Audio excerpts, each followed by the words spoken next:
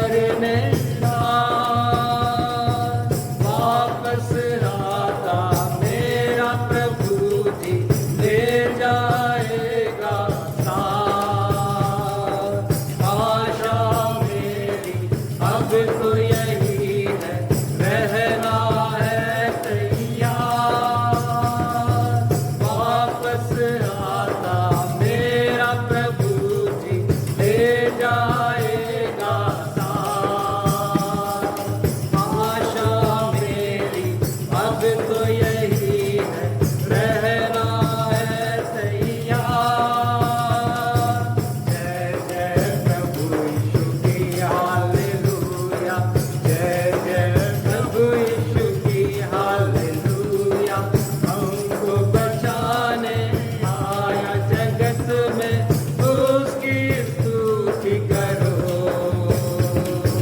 गाओ खुशी के गीत, हालेलुया, धरती है आकाश,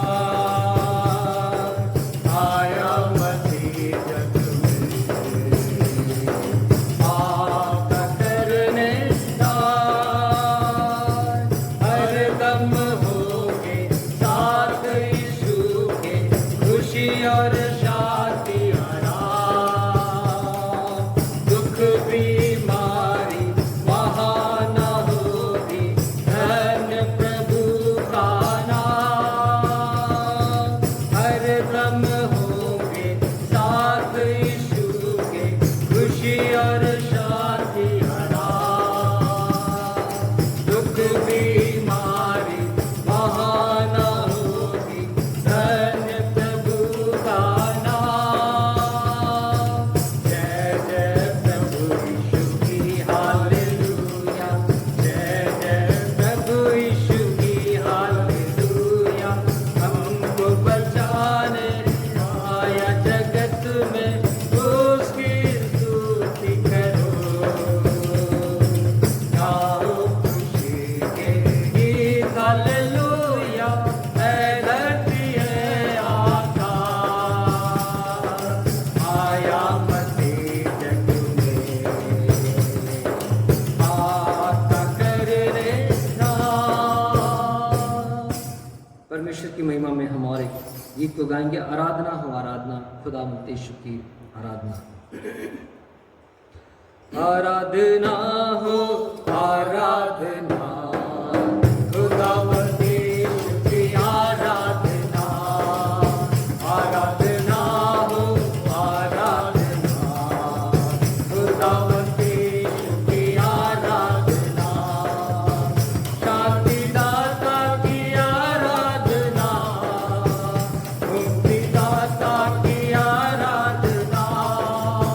शांति दाता की आराधना, मुक्ति दाता की आराधना।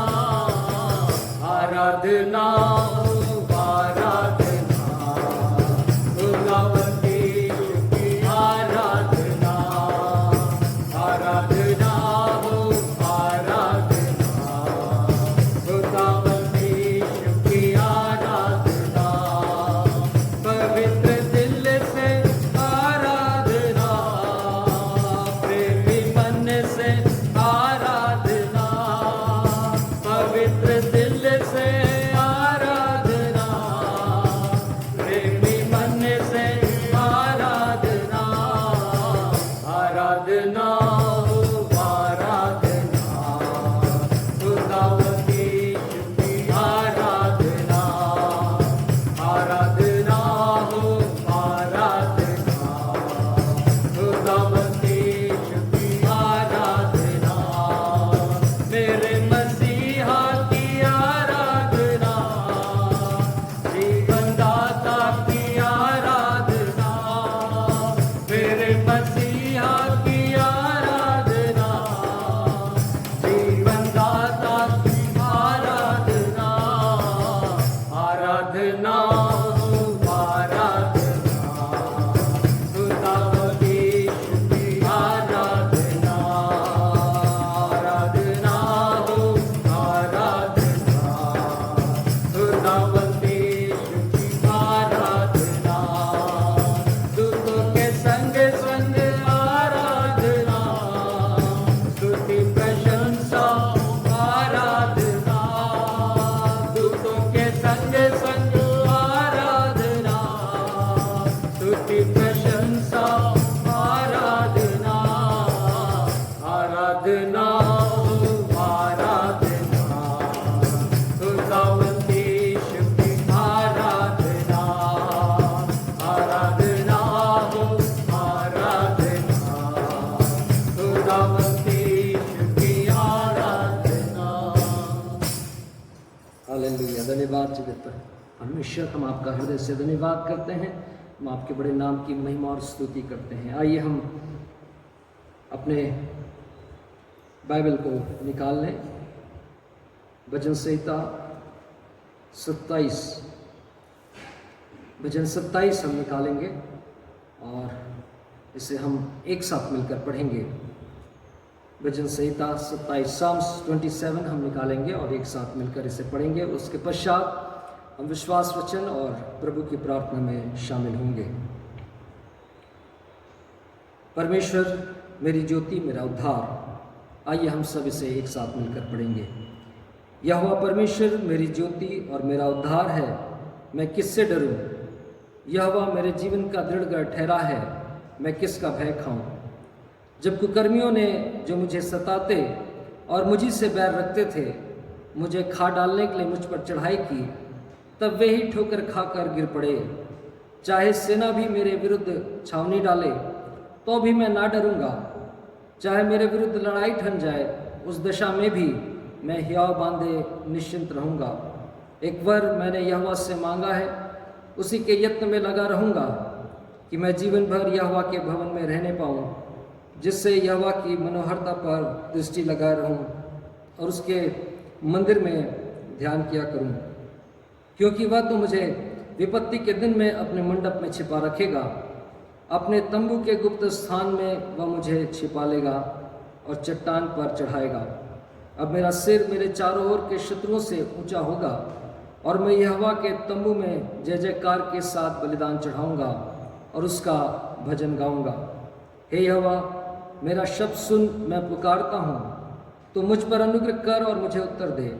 तूने कहा है मेरे दर्शन के खोजी हो, इसलिए मेरा मन तुझसे कहता है, हे यहोवा, तेरे दर्शन का मैं खोजी रहूँगा। अपना मुख मुझसे ना छिपा, अपने दास को क्रोध करके ना हटा। तू मेरा सहायक बना है। हे मेरे उद्धार करने वाले परमेश्वर, मुझे त्याग ना दे और मुझे छोड़ ना दे। मेरे माता पिता ने तो मुझे छोड़ दिया है, परंतु यहोवा मुझे संभाल लेगा। हे यहोवा, अपने मार्ग में मेरी अगुवाई कर और मेरे द्रोहियों के कारण मुझको चौरस रास्ते पर ले चल। मुझको मेरे सताने वालों की इच्छा पर ना छोड़, क्योंकि झूठे साक्षी जो उपद्रव करने की धुन में हैं, मेरे विरुद्ध उठे हैं। यदि मुझे विश्वास ना होता कि जीवितों की पृथ्वी पर यहोवा की भलाई को देखूंगा, तो मैं मूर्छित हो जाता। यहोवा की बाट जोता रहे, हियावान और तेरा हृदय दृढ़ रहे। हाँ, यहोवा ही की बाट जोता रहे। हम सब कहें आमीन। आइए अपने स्थान पर हम खड़े होकर अपने विश्वास को परमेश्वर के सामने अंगीकार करें और उसके पश्चात हम प्रभु की प्रार्थना में शामिल होंगे। मैं विश्वास करता हूँ परमेश्वर पिता पर, जो स्वर्ग और पृथ्वी का सर्वशक्तिमान सृजनहार है, और उसके इकलौते पुत्र अपने प्रभु यीशु ख्रीस्त पर, जो पवित्र आत्मा से गर्भ में आया, कुंवारी मरियम से उत्पन्न हुआ, पंतियुस पिलातुस की आज्ञा से दुख उठाया, क्रूस पर चढ़ाया गया, मर गया और गाड़ा गया, पाताल में उतरा, तीसरे दिन मृतकों में से जी उठा, स्वर्ग पर चढ़ गया और परमेश्वर सर्वशक्तिमान पिता के दाहिने हाथ जा बैठा है, जहाँ से वह जीवतों और मृतकों का न्याय करने को फिर आवेगा। मैं विश्वास करता हूँ पवित्र आत्मा पर, एक ही पवित्र क्रिस्टियानी कलीसिया, पवित्रों की संगति, पापों की क्षमा, देह के जी उठने और अनंत जीवन पर। आमीन। हे हमारे पिता, तू जो स्वर्ग में है, तेरा नाम पवित्र माना जाए, तेरा राज्य आए, तेरी इच्छा जैसे स्वर्ग में पूरी होती है, वैसे इस पृथ्वी पर भी पूरी हो।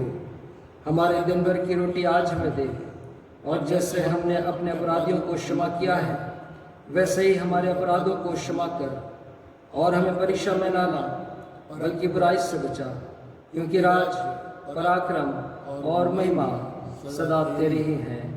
आमीन। कृपया हम सब अपना स्थान ग्रहण करें और ये समय है कि हम कलीसिया प्रार्थना में शामिल होंगे और परमेश्वर के समक्ष अपनी आवश्यकताओं को, ज़रूरतों को, अपने प्रार्थना और निवेदनों को हम लेकर आएंगे।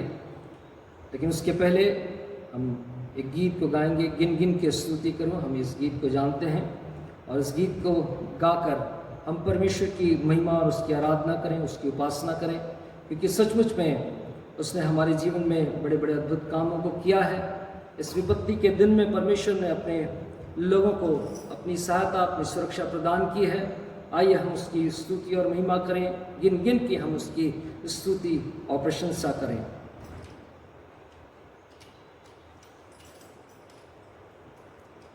गिन गिन के स्तुति करूं बेशुमार तेरे दानों के लिए, अब तक तूने संभाला हमें दीवारों में लिए हुए, अब तक तूने संभाला हमें दीवारों में लिए हुए।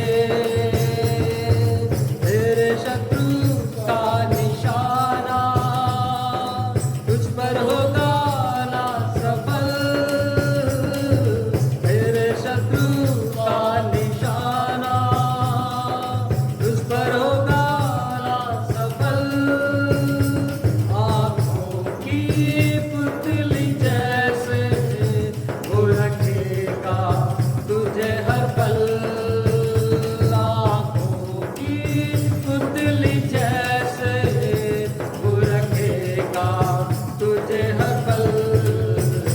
गिन गिन के स्तुति करूं बेशुमार तेरे दानों के लिए, अब तक तूने संभाला हमें अपनी बाहों में लिए हुए, अब तक तूने संभाला हमें अपनी बाहों में लिए हुए।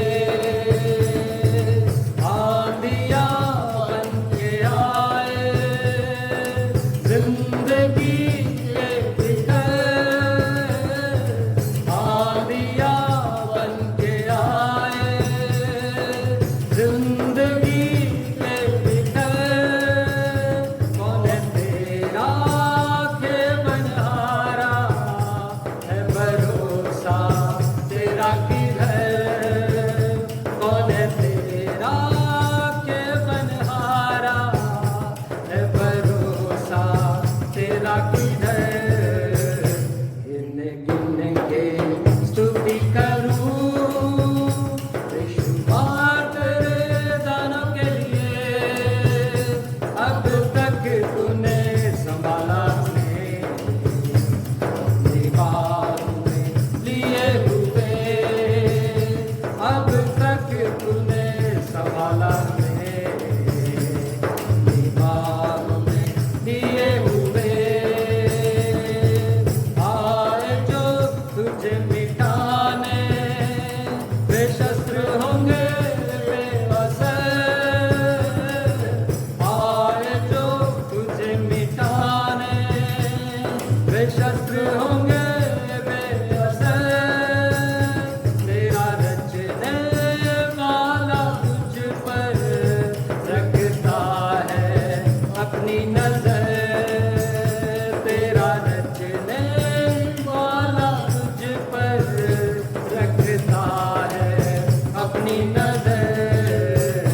गिन गिन के स्तुति करूं बेशुमार तेरे दानों के लिए, अब तक तूने संभाला हमें अपनी बाहों में लिए हुए, अब तक तूने संभाला हमें अपनी बाहों में लिए हुए, अब तक तूने संभाला हमें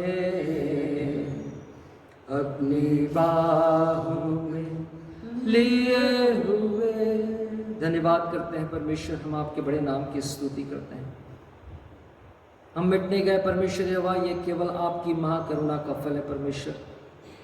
अब तक आपने संभाला और परमेश्वर प्रभु इस पृथ्वी के ऊपर जीवन में प्रभु आपने हमें बनाए रखा, हम आपका हृदय से धन्यवाद करते हैं। आज की सुबह के समय परमेश्वर हम आपकी तारीफ और प्रशंसा करते हैं खुदावंद, क्योंकि सचमुच में प्रभु आपकी करुणा, आपकी बड़ी दया हमारे जीवन में प्रतिदिन परमेश्वर होती रही। और प्रभु आपने हम सबों को संभाला, अपनी प्रजा, अपनी कलीसिया, अपने लोगों को परमेश्वर, अपने बच्चों को आपने अपने पंखों की आड़ में प्रभु जी छिपा कर रखा। खुदावंत हम आपका हृदय से धन्यवाद करते हैं। आज की सुबह के समय परमेश्वर हम आपके चरणों के नज़दीक में उपस्थित हैं और परमेश्वर हम सब प्रभु जी मिलकर आपको धन्यवाद का बलिदान चढ़ाते हैं। परमेश्वर हम आपकी स्तुति और महिमा करते हैं, हम आपकी तारीफ और प्रशंसा करते हैं। और इस समय परमेश्वर आपके चरणों के नज़दीक में हम सब अपने अपने जीवनों का समर्पण करते हैं। प्रभु जी जाने अनजाने किए हुए हर एक पाप और अपराध को परमेश्वर दया करके क्षमा करें और प्रभु हमारे जीवनों को प्रभु फिर से एक बार अपनी नज़दीकी में, अपने उपस्थिति में प्रभु बनाए रखें, ताकि प्रभु हम और भी अधिक आपसे प्रेम करने वाले और भी प्रभु आपकी आज्ञाओं और शिक्षाओं में आगे बढ़ने वाले और आपकी महिमा और आपकी प्रशंसा करने वाले हो सके। इस निमित्त प्रभु हम आपसे विशेष रूप से प्रार्थना करते हैं। प्रभु आपकी कलीसिया पर प्रभु आपके अनुग्रह की और दया की दृष्टि को हम आपसे मांगते हैं। पिता परमेश्वर प्रभु आपसे सहायता को चाहते हैं प्रभु कि प्यारे परमेश्वर आपकी कलीसिया प्रतिदिन प्रभु आपकी नज़दीकी में, आपकी उपस्थिति में बनी रह सके। जबकि इन दिनों में परमेश्वर हम देख रहे हैं कि पूरे संसार में समस्याएं हैं, परेशानियां हैं और जिसके कारण प्रभु जी हम प्रभु जी आपके आंगनों में, आपकी वो परमेश्वर प्रभु आपके भवन में उपस्थित नहीं हो पा रहे। लेकिन परमेश्वर हम आपका धन्यवाद करते हैं। परमेश्वर प्रभु हमने आपके वचन में पढ़ा, क्या ही धन्य है वह मनुष्य जिसे तो चुनकर अपने नज़दीक में आने का अवसर देता है। प्रभु हम आपका धन्यवाद देते हैं कि आपने हमें चुना और ठहराया कि हम आपके नज़दीक में आ सके, अपने परिवार के साथ में अपने नज़दीक में आपके नज़दीक में आ सके और प्यारे परमेश्वर आपकी महिमा और आपकी आराधना कर सके। प्रभु इस समय हम आपसे विशेष रूप से विनती करते हैं प्रभु, आप अपनी कलीसिया के एक एक लोग के ऊपर में परमेश्वर अपनी सुरक्षा का बड़ा प्रभु जिस प्रकार आपने अब तक बनाए रखा प्रभु आगे भी बनाए रखे परमेश्वर है। और विशेष रूप से इन दिनों में प्रभु जी जो महामारी फैली हुई है उसमें से परमेश्वर प्रभु यीशु मसीह आपके सामर्थी लहू में प्रभु जी हम आपकी कलीसिया, आपके लोगों को परमेश्वर छोटे से लेकर बड़े तक सबको छुपाते प्रभु यीशु मसीह आपका सामर्थी लहू एक एक के जीवन में काम करे और प्यारे परमेश्वर हर एक जन आपकी सुरक्षा के घेरे में बना रहे। पिता परमेश्वर हमारी आपसे विनती है प्रभु जी, आपके लोग परमेश्वर जो प्रभु अन्य स्थानों में है प्रभु जी, इस कलीसिया के विशेष रूप से उन बच्चों को, उन लोगों को, उन परिवारों को हम स्मरण करते हैं जो कि परमेश्वर प्रभु जी इस स्थान पर नहीं है लेकिन अन्य स्थानों में परमेश्वर अपने काम के लिए, अपनी पढ़ाई के लिए परमेश्वर गए हुए हैं। उन सबों को भी हम यीशु मसीह आपके सामर्थी लहू के अधीन करते परमेश्वर आपकी सुरक्षा का बाड़ा उनके चारों ओर बना रहे और प्यारे परमेश्वर आपके अनुग्रह की दृष्टि में सदा वो बने रहें और आपके नजदीकी में परमेश्वर उनका जीवन हो सके। जिस भी प्रभु प्रयोजन के लिए, जिस भी कार्य के लिए, जिस भी परमेश्वर प्रभु जी इस अभिप्राय के लिए परमेश्वर यहोवा वो गए हुए हैं, वो परमेश्वर यीशु मसीह के नाम से प्रभु जी वो परमेश्वर उसमें आशीषित ठहरे प्रभु यीशु मसीह के नाम से वो सफल ठहरे परमेश्वर और आपके बड़े नाम की महिमा हो सके। प्यारे परमेश्वर हम प्रार्थना करते हैं प्रभु जी छोटे बच्चों के लिए जो इन दिनों में अपनी पढ़ाई लिखाई को कर रहे हैं और प्यारे परमेश्वर प्रभु अपने स्कूल की शिक्षाओं से प्रभु जी इस समय तो थोड़ी दूर है, लेकिन परमेश्वर धन्यवाद हो कि आपने परमेश्वर अनुग्रह किया है और प्यारे परमेश्वर बच्चों की पढ़ाइयाँ भी रुकी नहीं है लेकिन परमेश्वर प्रभु जी जारी है। यीशु मसीह आपके अनुग्रह के द्वारा परमेश्वर उनको बहुतायत से बुद्धि, ज्ञान और समझ की आत्मा मिले और प्यारे परमेश्वर आपके अनुग्रह में वो बढ़ते जा सकें। जो कलीसिया के बुजुर्ग हैं प्रभु आप सबको संभाले रखिए परमेश्वर। आपने कहा है जैसा मैं तुम्हारे बचपन और जवानी के दिनों में मैं तुमको लिए चलता था वैसे ही बुजुर्ग अवस्था में भी मैं तुमको लिए चलूंगा और मैं तुम्हें ना छोड़ूंगा। हम आपका हृदय से धन्यवाद करते हैं पिता परमेश्वर। प्रभु आपसे विनती और प्रार्थना करते हैं परमेश्वर प्रभु जी आपकी कलीसिया, आपके लोगों के लिए परमेश्वर जो विशेष रूप से प्रभु जी इस प्रभु महामारी से परमेश्वर प्रभु जी वो परमेश्वर लड़ने के लिए प्रभु जी वो प्रभु अपने अपने कामों में और प्यार परमेश्वर अपने प्रभु अपने प्रोफेशन में लगे हुए परमेश्वर पिता हम आपसे विनती और प्रार्थना करते हैं प्रभु यीशु मसीह आपका सामर्थी लहू उनके जीवनों में बहे परमेश्वर और प्रभु आपकी सुरक्षा के घेरे में सदा और सुरक्षित बने रह सके। प्यारे परमेश्वर हमारी आपसे विनती है प्रभु जी वो प्रभु ये महामारी यीशु मसीह आपके सामर्थी नाम में परमेश्वर वो प्रभु जी हमारे प्रदेश से और प्रभु हमारे शहर से और प्रभु हमारे देश और पूरे विश्व से चली जाए परमेश्वर और प्रभु यीशु मसीह आपके अनुग्रह में प्रभु जी हम फिर से एक बार मिलकर हम आपकी आराधना, आपकी महिमा आपके भवन में, आपके आंगनों में उपस्थित होकर कर सके। पिता परमेश्वर हमारी प्रार्थना है जितने भी लोग प्रभु आपकी कलीसिया में बीमार हैं, जितने भी लोग परमेश्वर समस्याओं में हैं, शारीरिक रीति से दुर्बल हैं, यीशु मसीह आपका सामर्थी हाथ उनको स्पर्श करे। विशेष रूप से मिसेस ज्योति डैनियल के लिए हम प्रार्थना करते हैं, एस्तर सिंह आंटी के लिए प्रार्थना करते हैं, और प्रभु जी रंजना लाल आंटी के लिए प्रार्थना करते हैं, और जितने भी प्रभु बड़े बुजुर्ग प्यारे परमेश्वर जो कोई भी प्रभु अपने संकट में है, समस्याओं में है, यीशु मसीह के सामर्थ्य नाम में चंगा किया जाए, और प्यारे परमेश्वर आपके बड़े नाम की महिमा हो सके। इस समय परमेश्वर जितने भी लोग प्रभु जी मेरे साथ में मिलकर प्रभु अपनी प्रार्थनाओं को कर रहे हैं, प्रभु उनके इन प्रार्थनाओं को, उनके निवेदनों को प्रभु दया करके सुनिए। प्यारे परमेश्वर उनके जीवन की जो भी विपरीत परिस्थितियां हैं उनसे परमेश्वर उनको निकाल कर फिर से प्रभु जी उठाकर खड़ा करें, ताकि परमेश्वर आपके बड़े नाम की महिमा और गवाही होने पाए। इन दिनों में प्रभु जी और भी अपनी कलीसियाओं को बढ़ाइए, और प्यारे परमेश्वर प्रार्थना का हम सबको जीवन दें, और प्यारे परमेश्वर आपका प्रयोजन और आपका कार्य हमारे जीवनों में पूरा हो सके। सुसमाचार का प्रचार, और प्यारे परमेश्वर बहुत सारे लोग प्रभु जी इन दिनों में आपके समक्ष प्रभु अपने मन को फिराकर आपके नजदीक में आ सके, ऐसा अनुग्रह और ऐसी दया कीजिए। सारी महिमा और सारा आदर हम आपको देते हैं, उद्धारकर्ता प्रभु यीशु मसीह के नाम से इस विनती को मांगते हैं, आमीन। ये समय होगा कि हम परमेश्वर के वचन की ओर अपने ध्यान को लगाएंगे। डिकन सतीश में तो हमारे साथ में हैं। आइए हम परमेश्वर के वचन को प्रभु के दास के माध्यम से सुन लेंगे।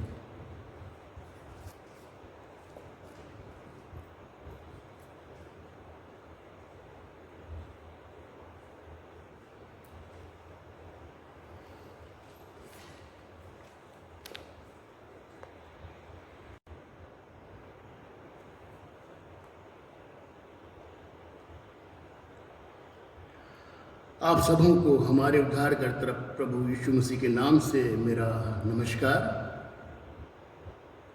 पिता परमेश्वर और प्रभु यीशु की अनुग्रह और शांति आपको और आपके घराने को हमेशा मिलती रहे। पिछली बार 24 मई को दिए गए अपने पिछले संदेश में मैंने मृत्यु के बारे में बताया था। मृत्यु क्या है, कितने प्रकार की होती है, मृत्यु के बाद क्या होता है, इस पर हमने बातचीत की थी। वचन ने जो कुछ भी मुझे बताया आपके साथ, आपके सम्मुख मैंने उसे लाया था। लेकिन प्यारे भाइयों,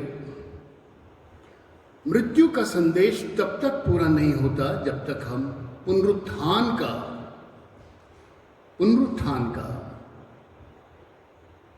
बातें हम नहीं करते, तब तक मृत्यु का संदेश पूरा नहीं होता। इसलिए हमें पुनरुत्थान के बारे में भी जान लेना हर मसीही के लिए बहुत ही आवश्यक है।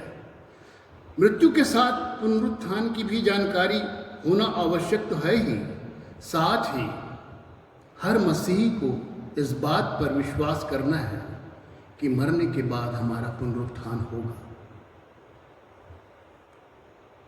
क्योंकि मृत्यु तो हमें मरने का संदेश देती है, परंतु पुनरुत्थान जीवन का संदेश देती है। वास्तव में देखा जाए तो मृत्यु और पुनरुत्थान दोनों एक दूसरे के पूरक हैं, एक दूसरे के बिना अधूरे हैं। लेकिन जब ये दोनों मिल जाते हैं तो एक पूरा अर्थ हमारे सामने आ जाता है, अधूरेपन को ये एक दूसरे का भरते हैं।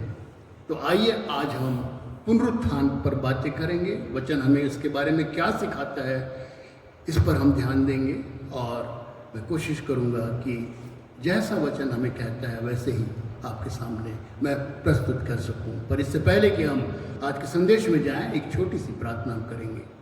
हे यहोवा परमेश्वर, मेरे विश्वास की चट्टान, मेरा उद्धार करने वाले, तूने जो प्रभु यीशु मसीह को मृतकों में से जिलाया, हम विश्वास करते हैं पिता कि जैसे आपने अपने पुत्र को जिलाया था, हमारी मृत्यु के बाद आप हमें फिर से जिलाएंगे प्रभु यीशु मसीह के समान।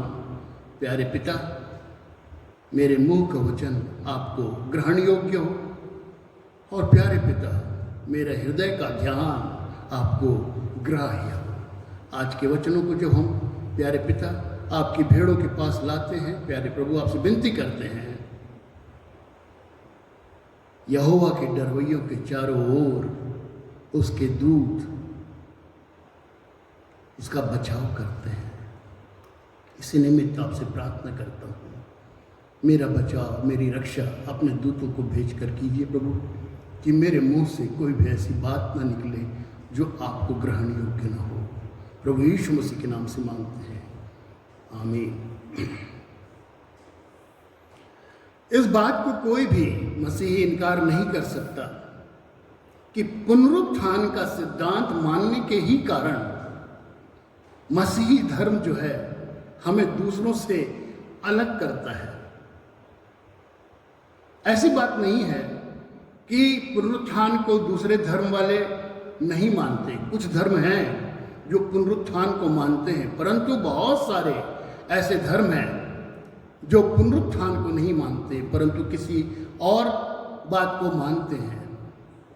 मैं किसी के विश्वास पर कोई प्रश्न चिन्ह नहीं लगाऊंगा, लेकिन मैं अपने पुनरुत्थान के बारे में जरूर बात करूंगा।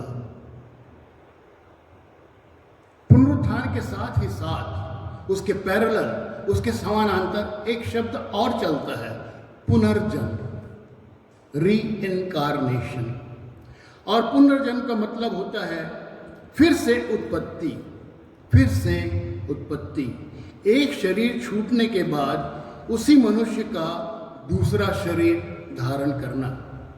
और कुछ धर्म के अवलंबियों द्वारा इस बात को माना जाता है, ये उनका विश्वास है और हमें इस पर कोई भी बहस नहीं करनी है। परंतु हमारे लिए यह जानना आवश्यक है कि पूरे बाइबल में पुनर्जन्म का कोई भी वर्णन नहीं है। पुनर्जन्म का कोई भी वर्णन नहीं, परंतु पुनरुत्थान का वर्णन बार बार, उसकी चर्चा बार बार, उसके बारे में लिखा जाना बार बार हुआ है। स्वयं प्रभु यीशु मसीह ने, उसके चेलों ने, पवित्र संतों ने और इस पवित्र शास्त्र को लिखने वाले बहुत सारे पवित्र लोगों ने पुनरुत्थान के बारे में लिखा है। और इसी निमित्त इसलिए हमें इस बात को मानना पड़ेगा कि पुनरुत्थान है।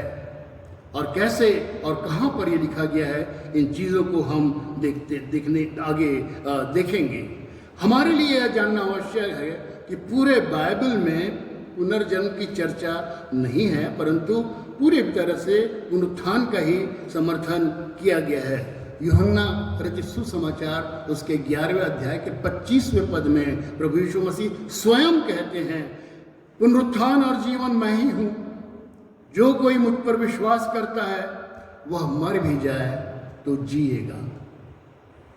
शब्दों पे ध्यान दीजिए, पुनरुत्थान और जीवन मैं ही हूँ। पुनरुत्थान कब होता है? जब हम मर जाते हैं, उसके बाद ही तो हमारा पुनरुत्थान होगा ना।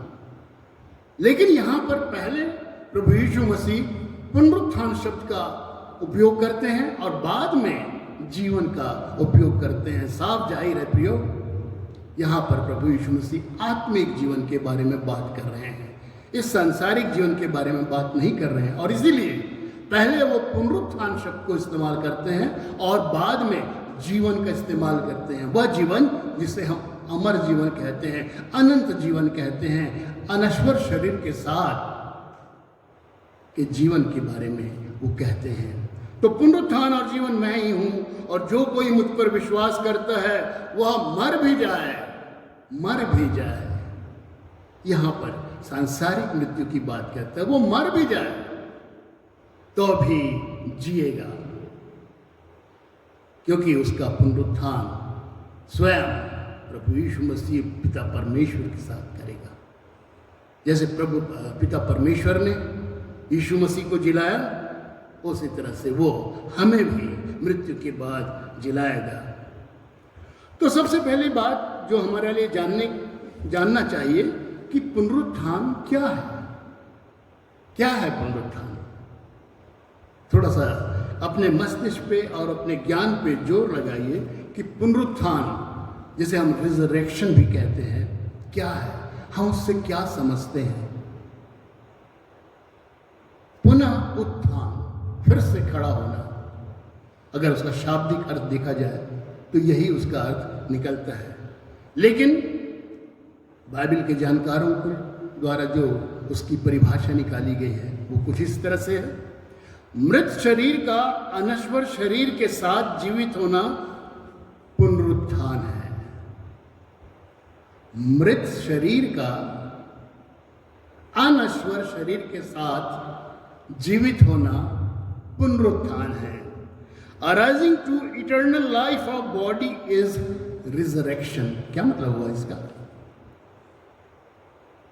जब हमारा यह शरीर मृत्यु को प्राप्त कर लेता है और हमारा ये शरीर, हमारी हड्डी, बाल, जो भी चीजें हैं जिसे आप देख सकते हैं अपने अपने शरीर में, इस संसार में, वो जब मर जाता है, मिट्टी में मिल जाता है, तो उसके बाद जब एक नई देह हमें प्राप्त होती है और हम जीवित किए जाते हैं, तो वो पुनरुत्थान है। इस बात को हम हमेशा याद रखें कि पुनरुत्थान सिर्फ शरीर का होना है, प्राण और आत्मा का नहीं। प्राण और आत्मा तो परमेश्वर पिता के पास हमेशा के लिए चला जाया रहता है, जिसे वो समय पर उपयोग में लाते हैं। यूहन्ना 5:25 में लिखा है, यीशु मसीह कहते हैं, मैं तुमसे सच कहता हूं, वह समय आता है जिसमें मृतक परमेश्वर के पुत्र का शब्द सुनेंगे और जी उठेंगे।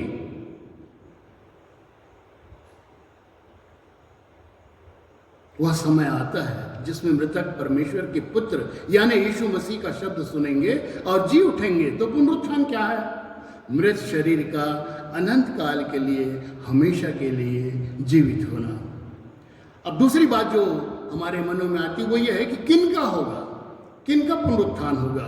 प्रत्येक व्यक्ति का भला हो, चाहे प्रत्येक व्यक्ति का पुनरुत्थान होगा, चाहे वो भला व्यक्ति हो, चाहे बुरा व्यक्ति हो, बचाया गया हो या ना हो, कोई छूटेगा नहीं। क्योंकि यूहन्ना के 5वें अध्याय के 28वें और 29 पर्व में लिखा है, माफ करें, इससे अचंभा मत करो, क्योंकि वह समय आता है कि जितने कब्रों में हैं वे उसका शब्द सुनकर निकल आएंगे। जिन्होंने भलाई की है वे जीवन के पुनरुत्थान के लिए, और जिन्होंने बुराई की है वे दंड पाने के पुनरुत्थान के लिए। तो जितने लोग कब्रों में हैं, कितने नहीं बताया, तो इसका मतलब यह होगा कि जितने लोग कब्रों में हैं, जो भी प्रत्येक व्यक्ति जो कब्र में है उसका पुनरुत्थान होगा। ये बात अलग है कि उसमें से कुछ अनंत जीवन के लिए पुनरुत्थान पाएंगे, और जिन्होंने जीवन में अच्छा काम किया है, और जिन्होंने बुराई की है वो दंड पाने के लिए उनका पुनरुत्थान किया जाएगा। उनको ऐसा शरीर दिया जाएगा कि फिर कभी वो मरे ना, सड़े ना, गले ना, बल्कि हमेशा दंड पाते रहे या फिर परमेश्वर के संग सुख भोगता रहे। तो फिर एक सवाल आता है कि मृतक लोग तो पुनरुत्थान पाएंगे, तो फिर जीवित लोगों का क्या होगा? प्रियो, आपने बार बार वचन में सुना है कि जीवित जो परमेश्वर के संग, जो प्रभु यीशु के संग रहेंगे, वो ऐसे ही उठा लिए जाएंगे। ऑफ कोर्स उनको एक नया शरीर मिलेगा, पर जीवित लोग, उनका पुनरुत्थान तो हो नहीं सकता क्योंकि तो जिंदा है ना।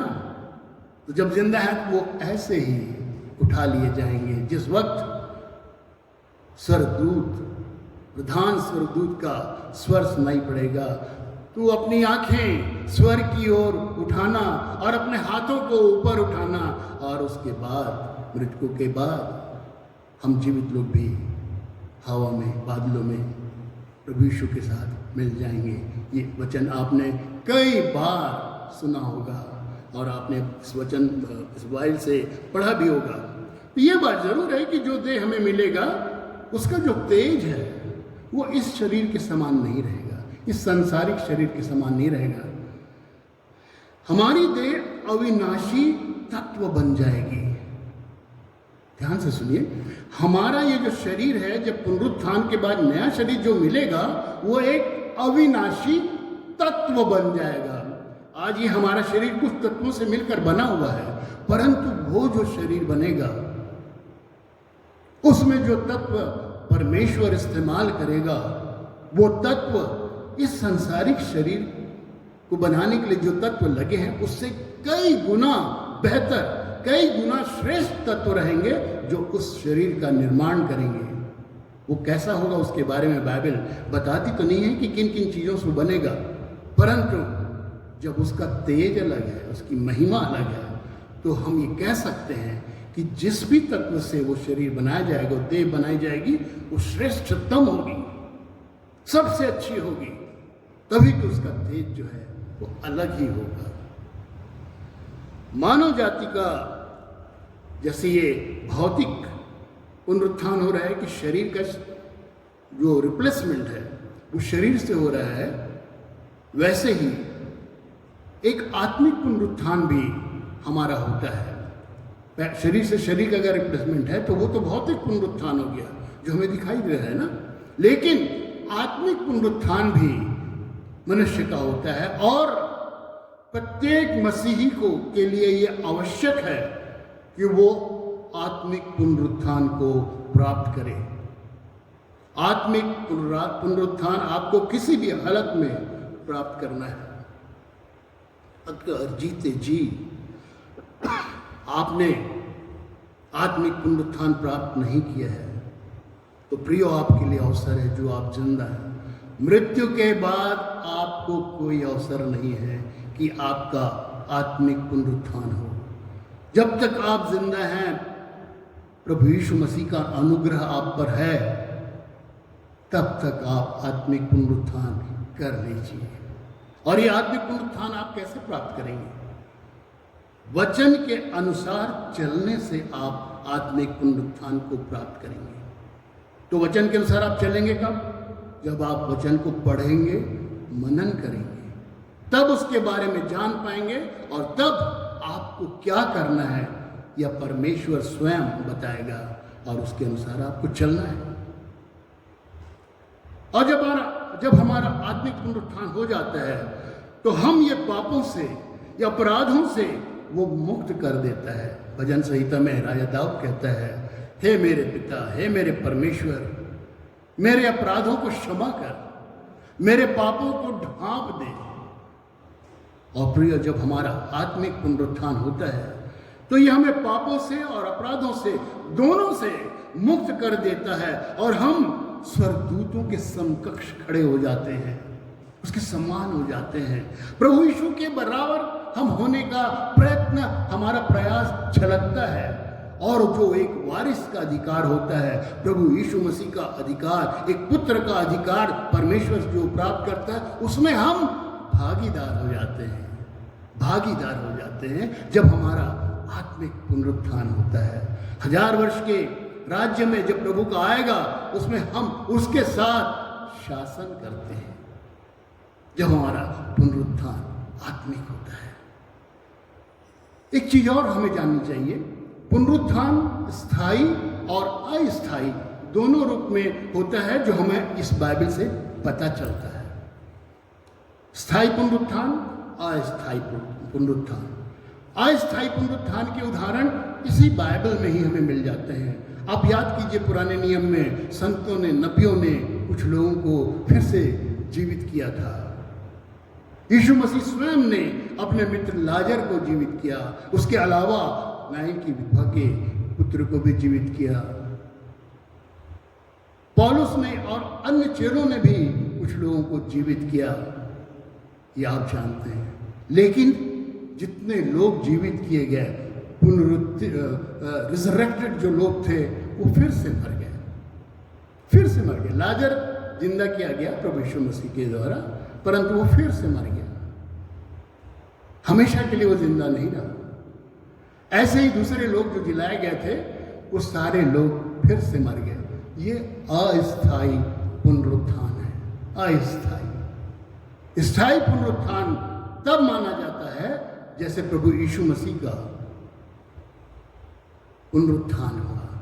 मृत्यु के बाद जब वो फिर से जिलाया गया, 3 दिनों के बाद परमेश्वर पिता ने उसे जिलाया, तो उसके बाद वो फिर कभी नहीं मरा। इसी तरह से प्रियो, जब हमारा पुनरुत्थान होगा तो हम भी फिर से मरने के लिए नहीं पुनरुत्थान प्राप्त करेंगे, हम हमेशा जिंदा रहने के लिए पुनरुत्थान प्राप्त करेंगे। तो ये जो है, ये स्थायी पुनरुत्थान है।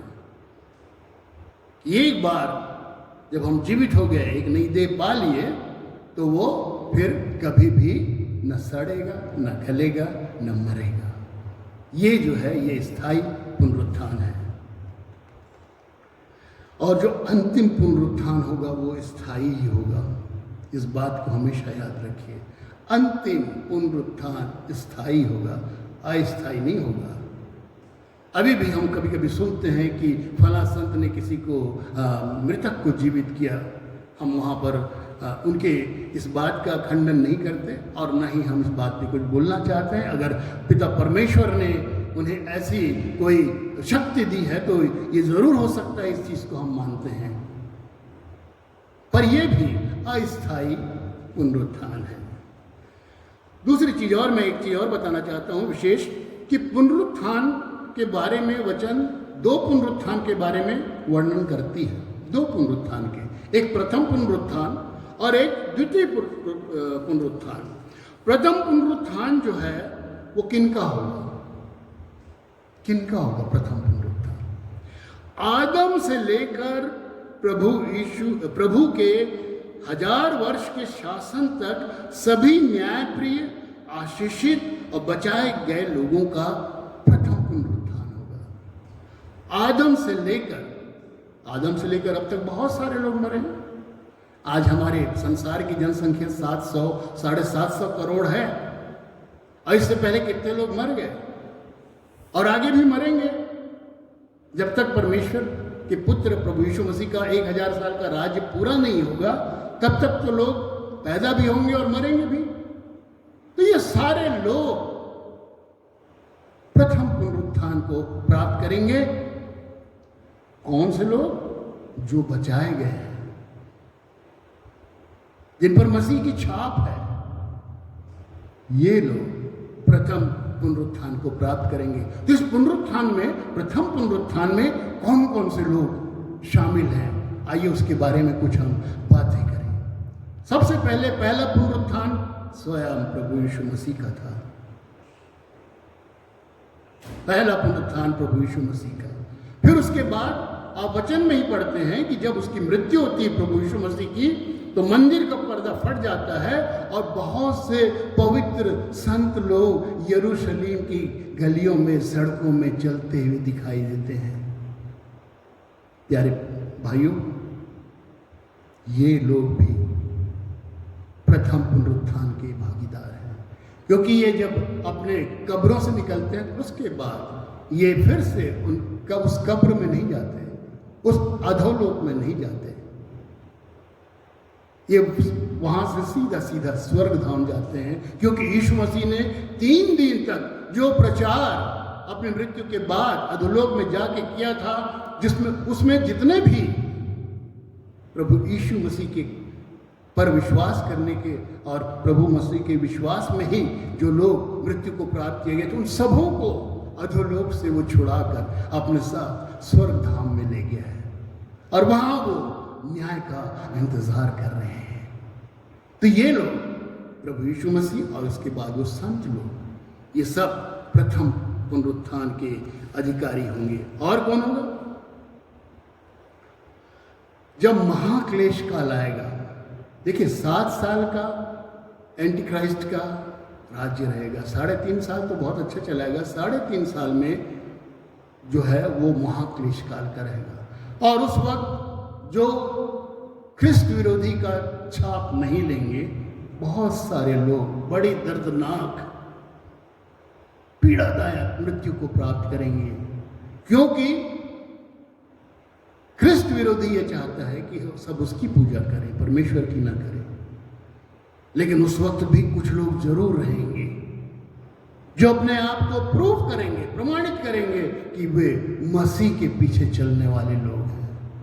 ये लोग भी जब मर जाएंगे या मार दिए जाएंगे, तो प्रभु के स्वर्ग से उतरते समय, उतरने के बाद, और उस समय जब ललकार होगा प्रधान दूत का स्वर उनको सुनाई पड़ेगा, तो जो मसीह में मरे उन्हीं के साथ ये भी पुनरुत्थान को प्राप्त करेंगे, प्रथम पुनरुत्थान को प्राप्त करेंगे, और सब बादलों में उठा लिए जाएंगे। इसके अलावा 2 गवाहों का भी वर्णन है। प्रकाशित वाक्य उसके 11वें अध्याय उसके 3 से 12 पद तक जब हम पढ़ते हैं, तो उसमें 2 गवाहों के बारे में हम वर्णन पाते हैं। ये 2 गवाह जो आश्चर्य कर्म करेंगे, ऐसे जिसकी हमने कल्पना नहीं की है, ये भी उस पशु के द्वारा ख्रिस्त विरोधी के द्वारा जब मार दिए जाएंगे और 3 दिन तक उनकी लाशें चौराहे में पड़ी रहेगी, तो परमेश्वर उन्हें उठा लेगा। वचन में जब आप इसको निकालते हैं, प्रकाशित वाक्य उसका 11वां अध्याय, और उसको जब हम देखते हैं 3 से 12 तक पढ़ते हैं, तो उसमें यह स्पष्ट रूप से लिखा है, जब वे अपने गवाही दे चुकेंगे तो पशु जो अथाह कुंड से निकलेगा उनसे लड़कर उन्हें जीतेगा और उन्हें मार डालेगा। उनके शव उस बड़े नगर के चौक में पड़े रहेंगे जो आत्मिक रूप से सदोम और मिस्र कहलाता है, जहां उनका प्रभु भी क्रूस पर चढ़ाया गया था। सब लोगों और कुलों की भाषा और जातियों के लोग उनके शवों को 3.5 दिन तक देखते रहेंगे, ऐसे ही पड़ा रहेगा। और उनके शवों को कब्र में भी रखने नहीं दिया जाएगा, परंतु 3.5 दिन के बाद परमेश्वर की ओर से जीवन का श्वास उनमें बैठ गया और वे अपने पांवों पर खड़े हो गए और उनके देखने वालों पर बड़ा भय छा गया। तब उन्हें स्वर्ग से एक बड़ा शब्द सुनाई दिया, यहां ऊपर आओ। ये मृतक शरीर परमेश्वर द्वारा स्वर्ग में बुला लिया जाता है, यहां ऊपर आओ। तो ये लोग भी प्रथम पुनरुत्थान के भागीदार होंगे। और ये सब अपने कार्यों के कारण इस संसार में 1000 वर्ष के राज्य के समय प्रभु के साथ रहेंगे। तो फिर दूसरा पुनरुत्थान क्या है? दूसरा पुनरुत्थान प्रकाशित वाक्य 20:5, ये बड़ा ही तृतीय पुनरुत्थान जो है, इसका ज़्यादा वर्णन, खास वर्णन हमें बाइबल में नहीं मिलता, परंतु यह है आदम से लेकर मसीह के 1000 वर्ष के शासन के बाद 1000 वर्ष का जब शासन खत्म हो जाएगा, तो उसके बाद दुष्टों का पुनरुत्थान होगा। दुष्टों का पुनरुत्थान होगा। और ये हमें कैसे पता चलता है? स्पष्ट रूप से कि इतने के बाद ये पुनरुत्थान प्राप्त करेंगे, ऐसा बाइबल में नहीं लिखा है। आपको उसे सोचना है और फिर उसका अर्थ निकालना है। अंत में एक ही बार में सभी को अनश्वर शरीर दुष्टों को भी दिया जाएगा, क्योंकि अगर नाशवान शरीर दिए तो उनको दंड कैसे मिलेगा? तो उनको भी अनश्वर, जो नाश न हो, ऐसा शरीर दिया जाएगा, लेकिन एक ही बार। और वो भी कब? जब 1000 वर्ष का शासन प्रभु यीशु का खत्म हो जाएगा, तब उनको उठाया जाएगा। और इसके लिए हम देखें प्रकाशित वाक्य 20वां अध्याय और उसका 5वां पद, और उसके 5वें पद में लिखा है, जब तक ये 1000 वर्ष पूरे न हुए। 1000 वर्ष पूरे न हुए मतलब प्रभु यीशु मसीह के राज्य का, ये 1000 वर्ष का राज्य जब आएगा तो प्रभु यीशु मसीह क्या करेगा, इस बात को भी थोड़े से मैं बता देता हूं। वो इस संसार में जितनी भी गलतियां हो रही हैं, जितने भी हमारे बड़े बड़े अगुवे हैं, राष्ट्रपति, प्रधानमंत्री, जिन्होंने यहाँ पर बुराई को फैला रखा है, उन सब में वो सुधार लाएंगे। और वो एक दिन में सुधार नहीं हुआ, 1000 वर्ष के शासन काल में धीरे धीरे वो सुधार होगा प्रियो। इसीलिए 1000 वर्ष का शासन प्रभु यीशु मसीह अपने संतों के साथ, अपने लोगों के साथ इस संसार में करेंगे, और धीरे धीरे उस सुधार को लाएंगे जिस सुधार के लिए परमेश्वर ने आदम और हवा को बनाया था, इससे पहले कि वो पाप में गिरते। उसी राज्य को लाने के लिए ये 1000 वर्ष का शासन प्रभु यीशु मसीह का आएगा और वो सारे चीजों में सुधार करेगा। तो हम ये देख रहे थे कि दुष्टों का जो पुनरुत्थान है, उसके बारे में वचन से कहाँ पे मिलता है? तो 20वां अध्याय उसके 5वें पद को जब हम पढ़ते हैं तो उसमें लिखा है, जब तक ये 1000 वर्ष पूरे न हुए तब तक शेष मरे हुए न जी उठे। कौन शेष रह गया? ये शेष मरे हुए न जी उठे, इनका पुनरुत्थान नहीं हुआ था 1000 वर्ष के पूरे होने के पहले। तो शेष कौन बचा था? सारे लोगों को जो प्रभु यीशु मसीह के पीछे चलते हैं, जो उसको अपना सब कुछ मानते हैं, उसकी आज्ञाओं पर चलते हैं, मानते हैं, उसको बचाए गए लोग हैं, जिन्होंने उद्धार पाया है, वो सब लोग तो उठा लिए गए हैं। तो बचे कौन है? बचे तो दुष्ट लोग ही है ना, विकेट लोग, अनराइचियस लोग, जिन्होंने उद्धार नहीं पाया, जिन्होंने विश्वास नहीं किया, परंतु ख्रिस्त विरोधी की मोहर भी अपने ऊपर लगा ली। हमेशा शैतान के लिए कार्य करते रहे और कभी पश्चाताप भी नहीं किया। ये सारे दुष्ट 1000 वर्ष की राज्य के बाद एक ही बार में उठा लिए जाएंगे। और क्यों? दंड के लिए। और इसीलिए 28 और 29 यूहन्ना 5 के 28 और 29 पद में इसीलिए लिखा गया है कि जिन्होंने भलाई की है वे जीवन के पुनरुत्थान के लिए, और जिन्होंने बुराई की है वे दंड पाने के पुनरुत्थान के लिए जीवित किए जाएंगे। ये दुष्ट लोग द्वितीय पुनरुत्थान में जिलाए जाएंगे, एक अनश्वर शरीर के साथ और हमेशा जलने और तड़पाए जाने के लिए। प्रियो, पुनरुत्थान को हम हल्के में ना लें, हल्के में ना लें। आज हम जिंदा हैं, हमारे पास शक्ति है, हम सोचते हैं कि हमारे पास इतना समय बचा हुआ है, हमारी उम्र इतनी बची हुई है, और इसीलिए हम अपने आत्मिक पुनरुत्थान के ऊपर बिल्कुल ध्यान नहीं लगाते। लेकिन मैं फिर कहता हूं, पुनरुत्थान को हल्के में मत लीजिए। पुनरुत्थान हमारे विश्वास का आधार है। पुनरुत्थान हमारे विश्वास का आधार है।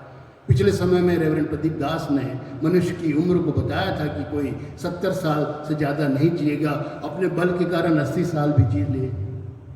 और पुराने नियम में 120 साल की अवधि दी गई थी।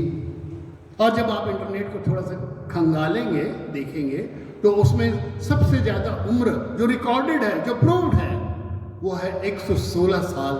किसी जापानीज स्त्री का नाम था कनाकी, वो Guinness book of world record में उसका नाम है। वो 116 साल तक, यानी 120 को क्रॉस नहीं कर पाए। ऐसे तो उसमें आप इंटरनेट में किसी को 120 साल, 26 साल, 40 साल का भी हो, लेकिन उसमें कोई प्रमाण नहीं दिया गया है, तो उसको हम नहीं मान सकते। तो जब इतने ही साल जीना है, 70 और 80 साल, तो हम पुनरुत्थान के बारे में क्यों ना सोचें? और वो भी अपने जीवन, जब हम जीवित हैं तभी तक हम सोच सकते हैं, अपने आप को बदल सकते हैं। प्यारे पिता, परमेश्वर प्रेमी है, ठीक है, लेकिन वो न्यायी भी है। वो न्याय नहीं करेगा, अगर आपने कुछ किया है तो उसका बदला तो जरूर देगा, क्योंकि वो नहीं चाहता कि कोई दूसरा उस पर लांछन लगाए, इसीलिए वो न्यायी है।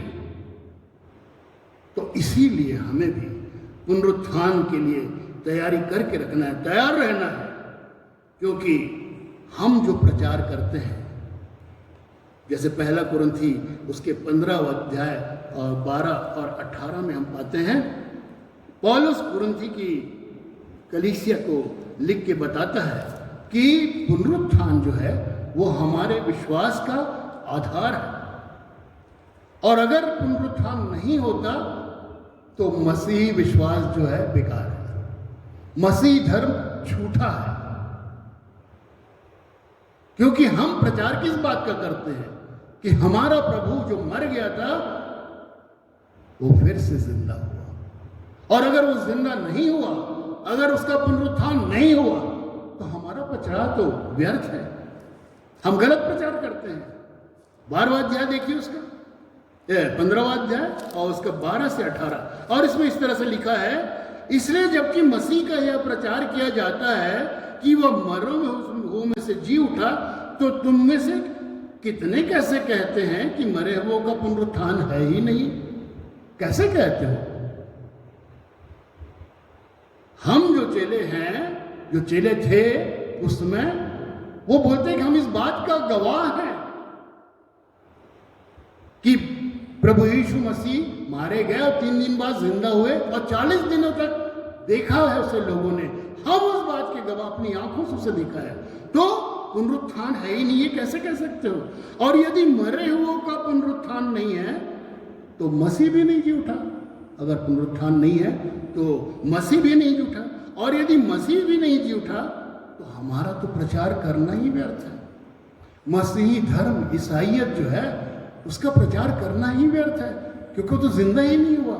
हम भी आज खाएंगे, पिएंगे, ऐश करेंगे, मौज करेंगे, जितने दिन जिंदा हैं उतने दिन मजे से रहेंगे, मर जाएंगे, खत्म। नहीं प्रिय, ऐसा नहीं है।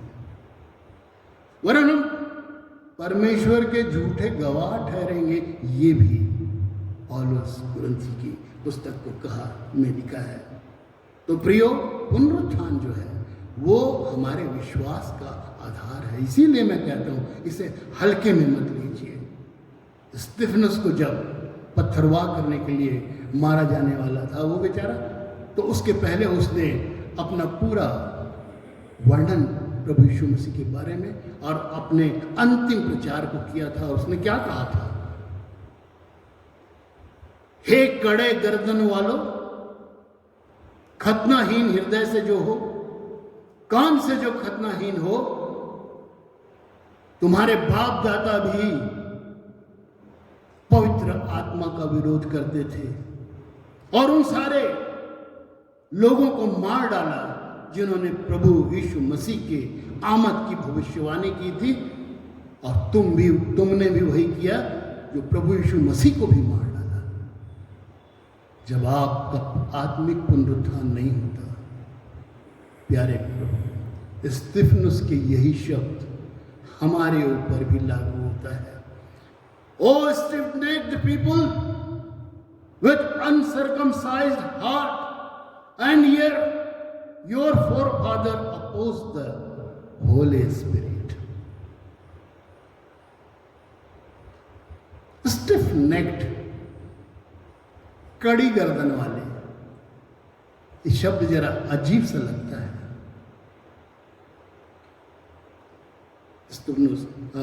प्रिंस ऑफ काम्स के 7वां अध्याय उसके 91वें पद में ये लिखा है। ये बस आप पाएंगे, लेकिन हर बाइबल में नहीं पाएंगे। हर बाइबल में स्टिफ नेक्ड को नहीं पाएंगे, परंतु जैसे डेक की बाइबल है या न्यू इंग्लिश वर्जन की जो बुक है, इसमें आप पाएंगे। प्रभु स्तिफनुस के समय में जो बैद जिनकी गर्दन कड़ी हो जाती थी वो बिल्कुल बेकार हो जाते थे, कि वो किसी काम के नहीं रहते थे, क्योंकि उसको आप किसी काम में लाएंगे तो अपनी गर्दन के कड़े होने के कारण वो इधर उधर मोड़ ही नहीं सकता, और जब वो मोड़ नहीं सकता तो किसी काम के लायक नहीं रहता था। इसी बात को यहूदियों को यहाँ पर स्तिफनुस कह रहा है। तो प्यारो, जब हम इस सच्चाई को जान जाते हैं कि यीशु मसीह में ही हमारा उद्धार है, तो प्रियो, हमें इस बात को मानना ही नहीं, प्रूव भी करना है। अपने जीवन से प्रमाणित कीजिए कि वचन सत्य है। अपने जीवन से प्रमाणित कीजिए कि मसीह सच्चा है, न्याय होकर रहेगा। प्रथम पुनरुत्थान के लिए एक ललक, एक चाहत पैदा कीजिए।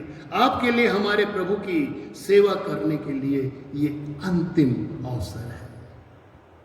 इन वचनों से हम सबों को शिक्षा मिले, और हम सब जो इन वचनों को सुन रहे हैं, इस संदेश को सुन रहे हैं, प्रथम पुनरुत्थान के अधिकारी होने के भागी हो।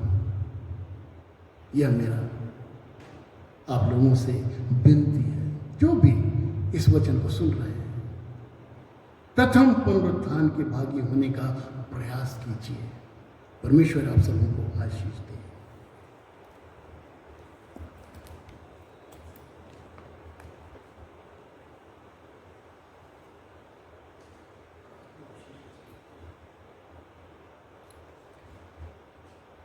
परमेश्वर का हम हृदय से धन्यवाद देते हैं परमेश्वर के वचन के लिए, और साथ ही प्रभु के दास को भी, लेकिन सतीश मेहता जी को भी हम हृदय से धन्यवाद देते हैं कि परमेश्वर के वचन में से उन्होंने हमारे लिए एक उत्तम शिक्षा को हम तक पहुंचाया है। ये समय होगा कि हम परमेश्वर के लिए अपनी भेंटों को लेकर आएंगे, लेकिन उसके पहले मैं आपको फिर से एक बार सूचित करना चाहूँगा कि जैसा कि पिछले दिनों में आपने सूचना के रूप में व्हाट्सएप ग्रुप में और पूर्व के समय में आपने सुना है कि हमको अपने फंड्स को जमा करना है, ताकि जितने भी खर्चे हैं जो सेंट्रल के, विशेष रूप से पास्टरों के सैलरी वगैरह का, वो सब की व्यवस्था हो सके।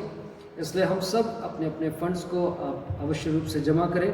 हमारे डिकन विपुल विक्टर हमारे इस आराधना भवन में, कार्यालय में, वो प्रति वेडनेसडे और सैटरडे को उपस्थित रहते हैं शाम 6 से 7 के बीच में।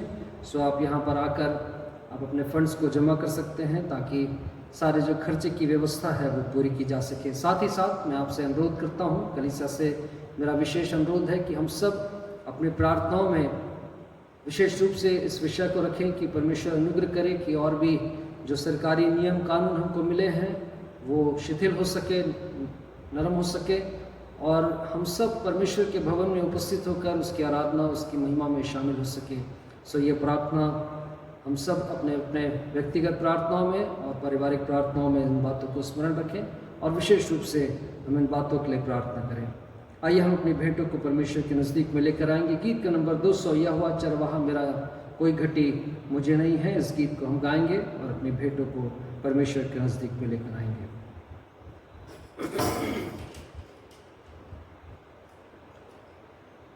यहोवा चरवाहा मेरा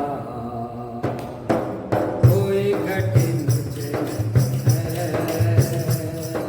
हरी चराइयों में मुझे प्रेम से चराता तो है। यहोवा चरवाहा मेरा कोई घटी मुझे है, हरी चराइयों में मुझे प्रेम से चराता तो है। सर्वदा प्रभु घर में निवास मैं करूँगा, करुणा भलाई उसकी आनंद होके गाऊँगा। सर्वदा प्रभु घर में निवास मैं करूँगा, करुणा भलाई उसकी आनंदित होके गाऊँगा। यहोवा चरवाहा मेरा कोई घटी मुझे है, हरी चराइयों में मुझे प्रेम से चराता तो है। आइए हम इन भेंटों का अर्पण करें, प्रार्थना में जाएंगे और साथ ही उसके पश्चात हम आशीष वचन के द्वारा हम आज की आराधना को समाप्त करेंगे। डिकन सतीश महतो जी।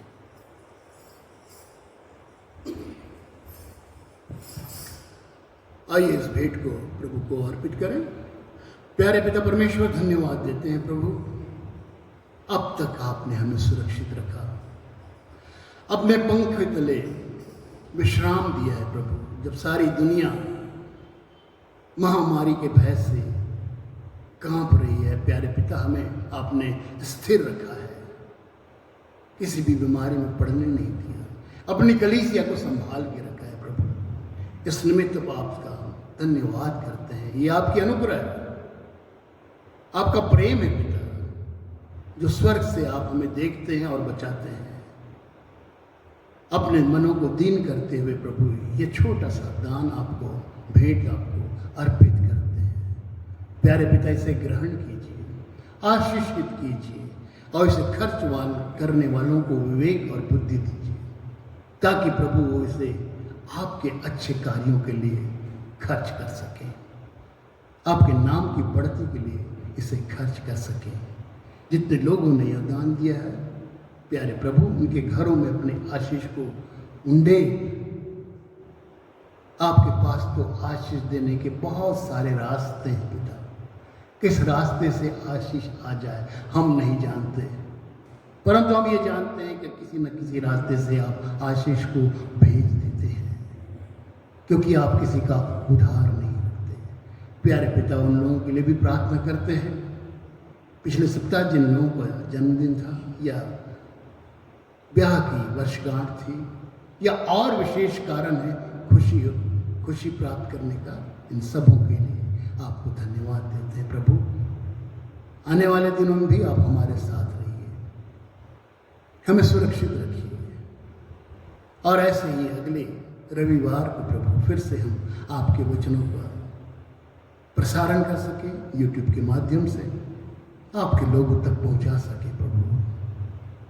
और इसलिए आपसे विनती करते हैं, आप हमारी अगुवाई कीजिए, हमें निर्देश दीजिए प्रभु, दिशा दिखाइए कि हम आपके कार्य को कर सकें।